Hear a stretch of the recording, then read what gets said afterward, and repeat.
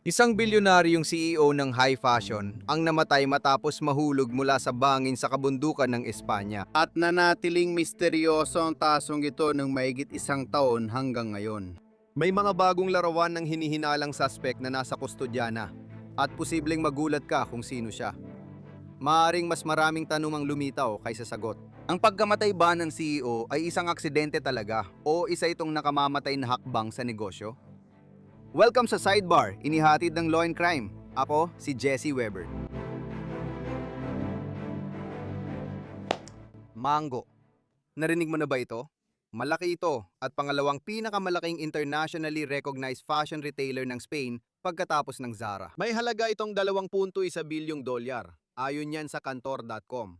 Sabi ng kumpanya mismo, meron silang mahigit 2,000 na raang na tindahan sa mahigit 120 na merkado sa buong mundo. Malaki talaga ito. Baka nga kilala mo pa ang tindahan. Baka namili ka na rin doon minsan. Pero ang maaaring hindi mo alam ay ang tagapagtatag at CEO nito na may tinatayang 4.5 bilyong dolyar na net worth ay namatay kamakailan lang. At nangyari ito sa isang napakalungkot na paraan. Ayon sa ulat mula sa outlet El Mundo, noong Disyembre 14, 2024 ang 71 taong gulang na si Isaac Andich ay nagsimulang mag-hike sa landas ng Les Fouchades. Matatagpuan ito sa kabundukan ng Montserrat sa Catalonia, Espanya. O manhing kung mali ang bigkas ko, pero ayon sa mountain board dito, ang 5.5 kilometer trail ay may katamtamang hirap, kaya hindi ito masyadong mahirap. Mukhang hindi ito unang hike ng CEO, kaya dapat din itong isaalang-alang. Dahil sa isang bahagi ng paglalakbay na ito, naiulat na nadula si Isaac at nahulog ng 320 talampakan na naging dahilan ng isang malakihang operasyon ng emerhensya, may helicopter at mga search and rescue teams. Sa kasamaang palad namatay si Isaac sa lugar dahil sa mga pinsala mula sa pagkahulog. Ngayon, nag-imbestiga ang mga opisyal. Kasama dito ang pagsuri sa lugar ng insidente at pag-interview sa mga saksi sa hiking trail. At ang pinakamahalaga sa mga in-interview ay ang kanyang anak na si Jonathan, na tila sumama sa kanya sa pag-hiking noong araw na yon.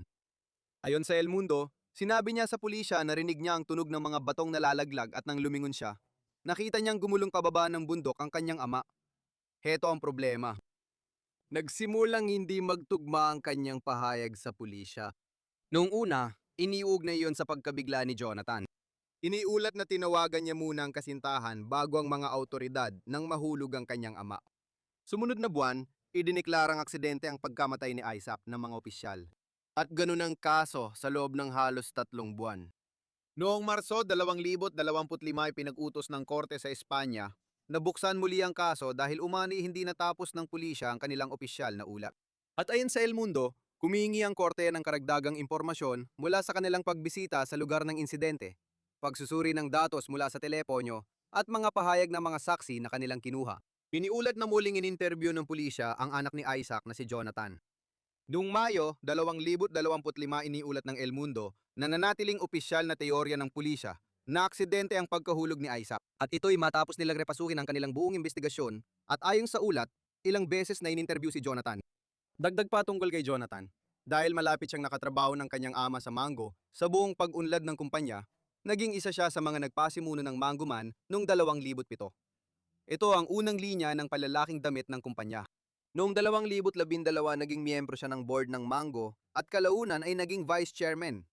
Ayon sa El Mundo, noong 2014 ipinasa ni Isaac kay Jonathan ang mas malawak na pamamahala sa operasyon.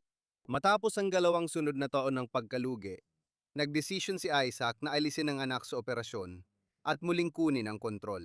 Ayon sa ulat, nagdulot ng tensyon sa relasyon nila ang desisyong yon. Hindi natin ito tiyak. Pagdating ng Hunyo ng 2025, 6 na buwan matapos mamatay ang kanyang ama.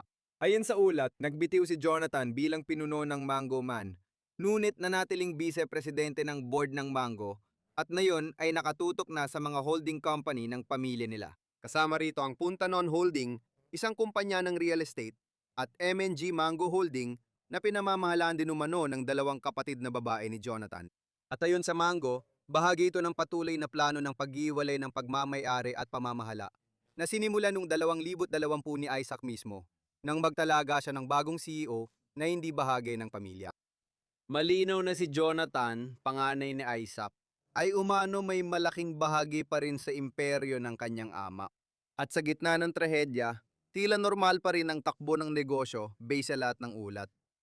Pero pagdating naman ng Oktubre ng 2025, iniulat ng El Mundo na muling binuksan sa ikalawang pagkakataon ang investigasyon sa pagkamatay ni Isaac.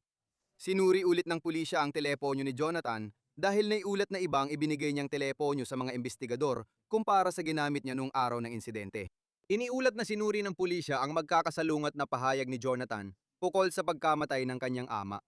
Hindi siya kung hindi talaga tugma ang mga ito, ngunit yun ang ulat at paratang. Ipapaliwanag ko kung ano ang ibig sabihin niyan at kung ano ang maaring hindi ibig sabihin niyan.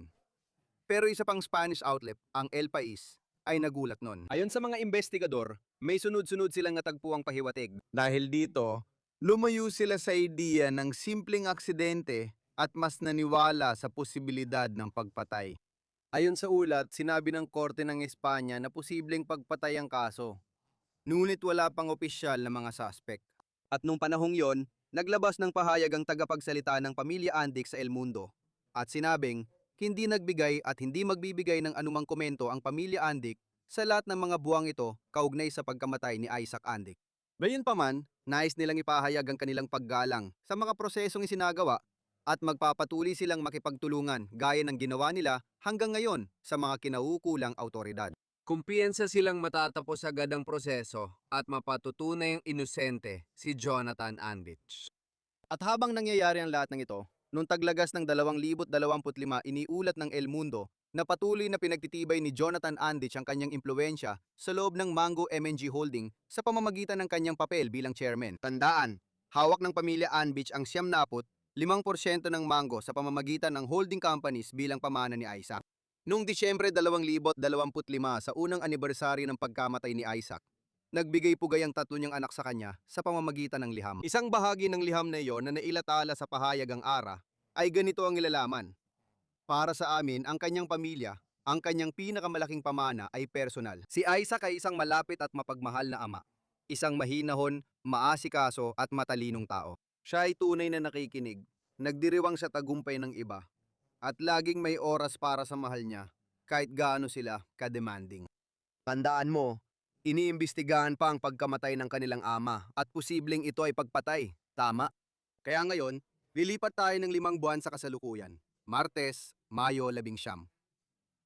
At si Jonathan ay opisyal na inaresto ng pulisya ng Catalonia, para maging mas tiyak at pinaghihinalaang may kinalaman sa pagpatay na may kaugnayan sa pagkamatay ni Isaac. Wala pang formal na kasong nakumpirma sa oras ng pagre-record na ito. Ayon sa BBC, si Jonathan ay humarap palaunan sa isang hukom sa Martorell na nasa lalawigan ng Barcelona sa Catalonia, Espanya. Iniutos ng hukom ang piyansang €1,000,000, pagsuko ng pasaporte at lingguhang pag-report sa korte ayon sa El Mundo. At ayon sa El Mundo, nakapagpiyansa si Jonathan. Naglabas ng pahayag ang pamilya Andic sa pamamagitan ng tagapagsalita matapos ang pag-aresto ayon sa El Periodico. Si Jonathan ay kasalukuyang nagbibigay pahayag kaugnay ng investigasyon sa aksidente noong Disyembre 14, 2024. Hindi kami makakapagdagdag pa ng marami dahil selyado ang investigasyon. Ang aming pakikipagtulungan ay naging at mananatiling ganap sa buong prosesong ito. May espesyal na panuhin na sasama sa akin para talakayin ito. Kasama ko muli si Jack Rice, isang abogado ng depensa sa mga kasong kriminal, dating tagausig at dating opisyal ng CIA. Maraming salamat po sa oras din niyo, sir. Talagang pinahahalagaan ko ito. Ano ang pagbabago dito? Paano nauwi sa pag-aresto ang kasong una ay aksidente? Oo, nakakaintriga ito. Balikan natin ang mga pangyayari. Kaya bumalik tayo at makikita natin na nangyari ito noong Disyembre ng 2024. Nanatiling bukas ang investigasyon sa loob ng ilang linggo. Pero noong Marso ng 2025 ang ginawa nila, ay isinara nila ang investigasyon. At pagkatapos, noong Marso ng 2025, binuksan ulit nila ito. Ipinapahiwatig na may nagbago mula ng isara at muling buksan ang investigasyon at naghintay lang sila ukol dito. Ang lumalabas sa akin ay may kinalaman ito sa mga pahayag na ginawa ni Jonathan. Maraming magkakahiwalay na pahayag at yan ang naririnig natin. Tandaan, selidong investigasyon ito kaya mahirap tukuyin kung ano talaga ang meron sila. Alam natin na maraming pahayag ang ginawa dahil mismong pamilya ay umamin na naging bukas sila at nakipag-usap sila ng maraming beses sa mga autoridad. Kaya para sa akin, ibig sabihin nito na may sinabi siyang isang bagay, tapos iba na naman ang sinabi niya pagkatapos. At doon tayo ngayon. Siguro ang kontraargumento dyan ay, at ulitin ko, hindi ko alam ang lahat ng detalye. Masasabi nating isa itong napaka-traumatikong pangyayari. At paano mo mapag-iiba kung grabe, may mga hindi tugmang pahayag, mukhang kahina-hinala, kumpara sa kung ito ay isang traumatikong pangyayari, maaaring mali ang maalala mo sa ilang bagay. Maaaring hindi mo makuha ng tama ang ilang detalye. Maaaring may masabi kang isang bagay kapag may banta o natataranta ka, hindi dahil may tinatago ka, kundi dahil, halimbawa, kung ang nangyari ay nakita niyang bumagsak ang ama niya, kumpara sa pag-aakalang baka may krimen dito. Sa palagay ko, yun ang una kong nakikitang mahirap dito. Nakikita ko rin ang kahinaan dito dahil alam natin kung paano gumagana ang isipan ng tao. Nakita rin natin ito sa mga biktima na may sariling pananaw sa nangyari at nagsisimulang muling pan-isipan ang kahulugan nito. At nakita natin ang mga hindi pagkakatugma at hindi ibig sabihin nito na mayroong sabwatan. Sa halip, maaring ito ay isang hindi pagkakaintindihan o ang trauma na nararanasan kapag ang iyong ama ay nahulog mula sa gilid ng bundok. Ibig ko sabihin, ganun talaga ang realidad ng hinaharap natin. Yung ideya na nakita ni Jonathan na mahulog ang ama niya sa bundok at may iniisip siya, nakabase ito sa maraming impormasyon na karamihan dito ay hindi mo alam at ang iba naman ay hula mo lang. Maring ganun din ang kaso rito. Nagbasa ako tungkol sa mga ebidensyang forensic, pero hindi yung detalye. Tungkol doon, naalala kong nabasa ko na may posibleng issue sa mga ebidensyang forensic sa eksenang ito. At baka hindi tugma ang mga pahayag sa mga yon. Ano ibig sabihin nun? Iniisip ko rin ang posibleng pinsala. May iba pa ba? May nakita ba sa katawan ng ama na maaaring nakaapekto? May kakaiba ba sa mga pinsala? Pero, kailangan nating tandaan na isa sa mga kahirapan sa ganung paraan ay kailangan nating isipin mismo yung insidente. Nahulog siya ng mahigit 300 talampakan. Kaya yung dami ng mga pinsalang pinag-uusapan natin ay maaaring dulot ng napakaraming iba't ibang bagay. Problema rin na ito ay napaka-popular na daan. Ibig sabihin, hindi ito isang daanang hindi pa nagagalaw. At ang nangyari, may 2 tao na tumapak sa daan at pagkatapos noon, wala nang ibang tumapak sa daan. Mula sa forensic na pananaw, iniisip ko ang internal forensic, kung anong nangyayari sa loob ng katawan ni Jonathan at ng kanyang ama, lalo na sa toxicology. Pero pagdating sa mga pinsala mismo, maging tapat tayo. Ang mga pinsala ay maaring talagang malala at walang paraan para masabi kung bago o pagkatapos nangyari. At para malinaw lang, gumagawa ako ng mga palagay dito, pero kailangan kong gawin ito. Iba kapag may kaso ka at sinasabi mong may nagpaputok ng baril dito o nagtatanggol lang sa sarili. Maaari mong tingnan ang direksyon ng bala at kung saan tinamaan para makita kung tugma sa argumento ng self-defense. Kung pag-uusapan mo ang isang tao na nahulog sa bangin, talagang, at inuulit ko lang, sinasabi ko lang ito para sa diskusyon, gusto kong maging malinaw. Hindi ko sinasabi na ginawa ito ni Jonathan, pero para lang sa diskusyon. Hindi ba imposibleng malaman kung itinulak ang isang tao o nahulog lang siya? At kung anong direksyon ng katawan niya? Ibig kong sabihin, yun nga, maliban na lang kung may mga text message, pahayag ng saksi o video, siguro yun ang hamon at yun ang nahihirapan na kong maintindihan dito. Nahihirapan din ako kasi ang hinahanap ko ay motibo. Tama ba? Kung hinahanap mo ang digital na bakas, may nabanggit ba dati kung bakit ito mangyayari? Maaring hinahanap mo, pero hindi mo rin naman ito nakikita. Sa totoo lang, iniisip ko ito sa konteksto ng forensics sa libu-libong kasong nahawakan ko. At isa sa mga tinitingnan ko ay kung may mga sugat na palatandaan ng pagtatanggol sa sarili. Ibig sabihin, ibinuka ko ng malapad ang mga kamay ko at makikita mong may mga gasgas o hiwa bilang palatandaan na itinaas ko talaga ang mga ito. Pero heto ulit ang problema. 320 talampakan pababa ng bundok. Lahat ng masagi ng katawan ng ama habang bumababa ay maaaring mapansin. Kapag tumama ang kamay sa kahit ano, maaring madulot ito ng sugat na akala ay depensibo. Pero hindi naman talaga ganon. Nagiging mahirap ito kapag ganito ang pag-iisip. Tandaan, sa batas ng Espanya, may presumption of innocence na nasa konstitusyon. kailangan ng ebidensyang lampas sa makatwirang pagdududa. Ang pamantayan ay ang Estado ang may obligasyon na patunayan na nangyari ito.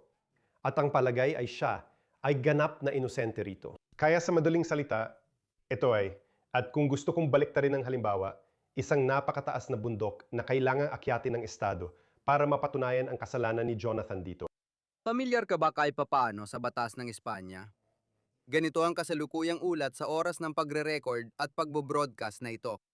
Sa oras na ito na nare-record natin, dapat kong sabihin. Kaya inaresto si Jonathan dahil pinaghihinalaan sa pagpatay. Pero sa pagkakaalam ko, wala pang pormal na kasong nakumpirma. Tama ba yon? Paano mo tinitingnan ng investigasyong ito sa Espanya?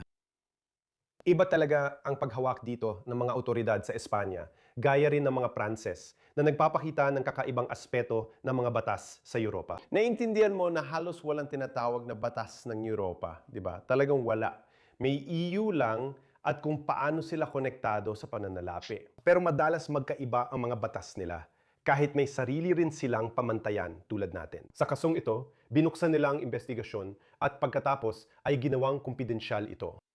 Kaya ang problema natin ay hindi talaga natin alam ang sapat na impormasyon. Ibig ko sabihin, isa sa mga katangian ng batas sa Amerika ay may hilig tayo na maging bukas at malinaw hanggat maaari. Bihira itong gawin ng mga otoridad sa Espanya, lalo na sa mga high-profile na kaso. Ibig ko sabihin, maging tapat tayo, pinag-uusapan natin ng isang pamilya na ang benta nila mula sa mango nung nakaraang taon ay umabot ng 4.4 bilyong dolyar. Kaya tumaas pa nga ang halaga ng kumpanyang iyon. At ang problema ay napakataas ng profile nito. Ito ay isang tanong tungkol sa mag-ama. Ang anak na lalaki na ang namamahalaan ng kumpanya ngayon. Lahat ng isyong iyon ay nakaapekto sa potensyal nito. Kaya siguro, iyon ang dahilan ng kanilang desisyon na gawing kumpidensyal ito. Wala lang talaga tayong sapat na impormasyon para malaman yon. Paano yung €1,000,000 na piyansa? Kailangan din niyang isuko ang pasaporte niya. Kailangan niyang mag-report lingguan sa korte. Nakapagpiyansa siya. Siguro ganoon ang sistema doon. Ano tingin mo rito? Alam mo, nakaka-interest. Dalawang isip ako, di ba? Kasi kapag tinitingnan ko ang ganitong sitwasyon, may totoo ba talagang dahilan na si Jonathan ay tatakas ng bansa o tatakas ng Europa o tatakas kung saan man? May kakayahan siyang gawin yon.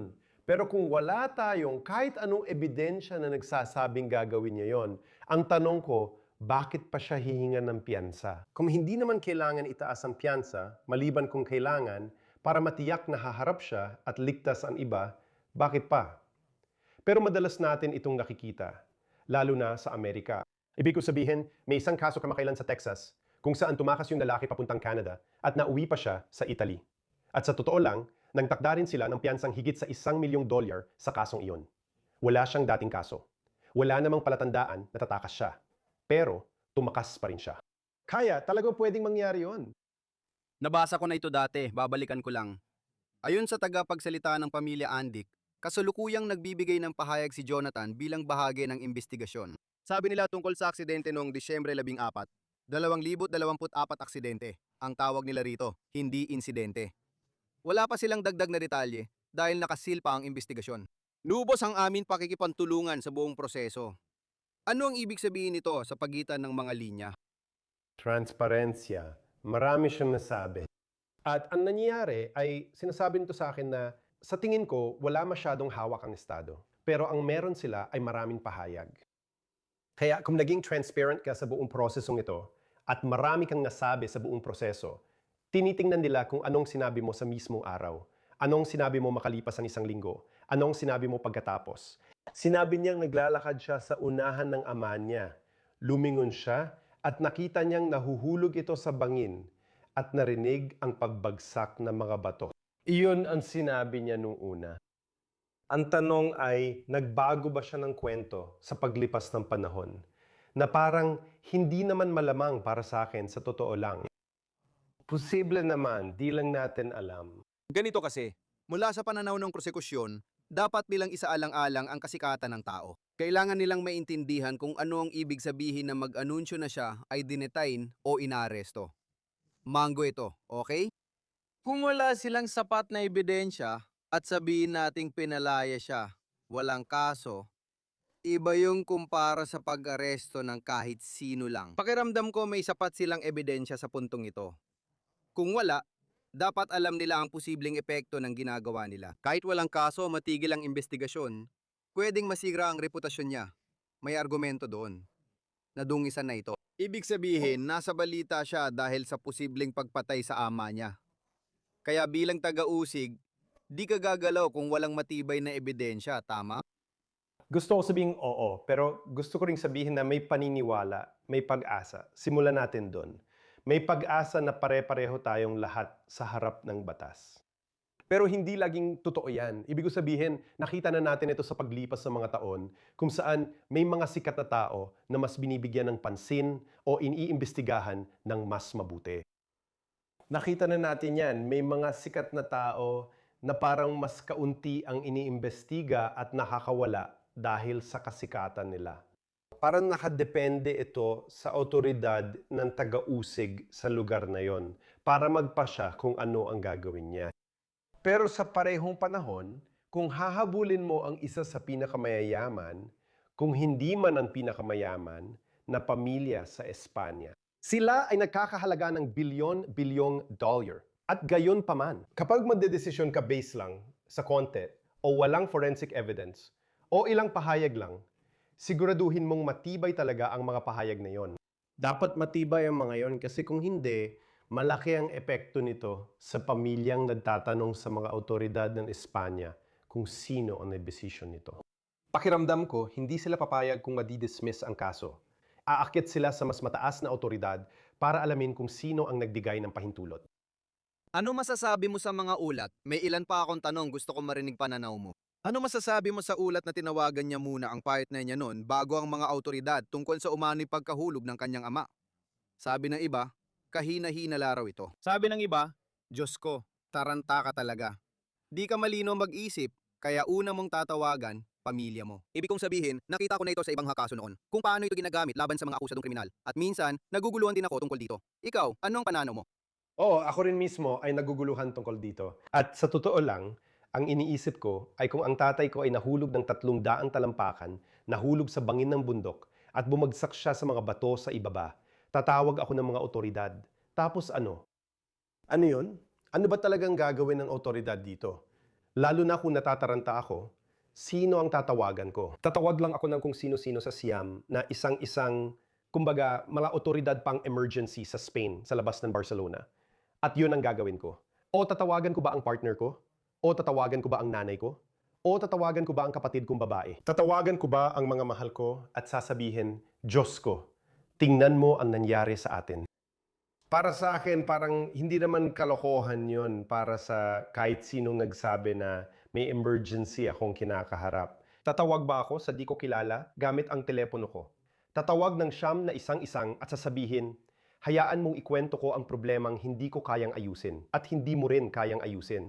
Tatawagan ko ba ang mga mahalaga sa akin para tanungin anong gagawin natin? Oo. O ibig kong sabihin, maganda ang punto mo. May idea rin tayo na ayon sa ulat, ibang telepono ang ibinigay niya sa investigador kaysa sa ginamit niya noong araw ng insidente. Noong Oktubre 2025, muling binuksan sa ikalawang pagkakataon ng investigasyon. Hindi ko alam kung may masamang dahilan o iba lang talagang telepono niya. Bumili siya ng bago. Sinusubukan ko ding mas maintindihan ng kumpanya kung paano nila sinisiyasat ito, ang dinamika at ang papel niya bilang leader. Nabanggit ko na ito dati. Si Isaac noong 2014, ipinasa na niya ang mas malawak na kapangyarihan sa pamamahala kay Jonathan. Pero pagkatapos ay nagkaroon ng mga taon ng pagkalugi at nagpasya siyang alisin ang kanyang anak mula sa isang operasyonal na posisyon. Pero 10 taon bago iyon, tama ba? Kung 2 buwan o 2 linggo bago nangyari yon, iniisip ko kung gaano kalaki ang pagsisiyasat sa kumpanya ngayon. O, sa tingin ko may saysay yun para sa akin. At magkakaroon ng tanong tungkol sa kaugnayan dito. Tama ba? At kung iisipin mo sa legal na aspeto, may tanong tungkol sa kaugnayan nito. Kung ang magagawa mo ay maaari mong sabihin na mayroong koneksyon sa kumpanyang ito.